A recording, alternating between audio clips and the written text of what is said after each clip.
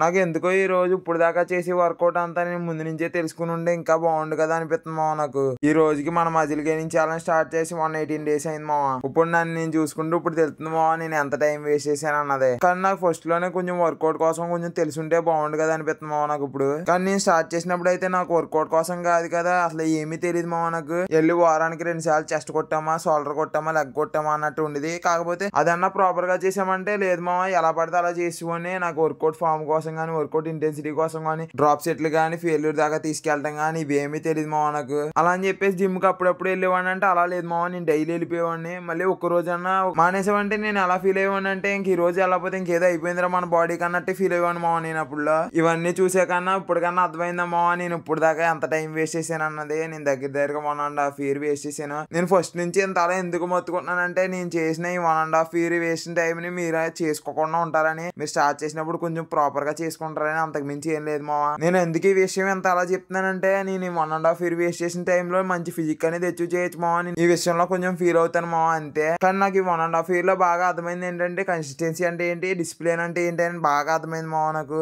ఎలా అంటే daily gym కి వెళ్ళటం, ఇంకా అలానే బయట ఫుడ్ ఏమి తినవాడు కదా మామ. ఇంకా అసలు ఏమన్నా ముట్టుకున్నామంటే ఇంకేదో కింద ఫీల్ అయిపోయాను నేనైతే. వీటి కోసం అయితే నాకు బాగా అర్థమైంది మామ ఈ 1.5 year లో. ఇంకా అలా ఇంకా వర్కౌట్ కోసం వీటి కోసం ఆల్రెడీ నేను చెప్పేశాను. ఇంక ఈ విషయంలో పడి ఇంక ఈ రోజు మనం వర్కౌట్ కోసం కూడా మాట్లాడలేదు మామ. ఈ రోజు బ్యాకప్ బైసెప్ కొద్దిగా ఒక వేరియేషన్ యాప్స్ కొట్టాను అంతే. ఈ రోజు కొంటా మరి బాయ్ మామ.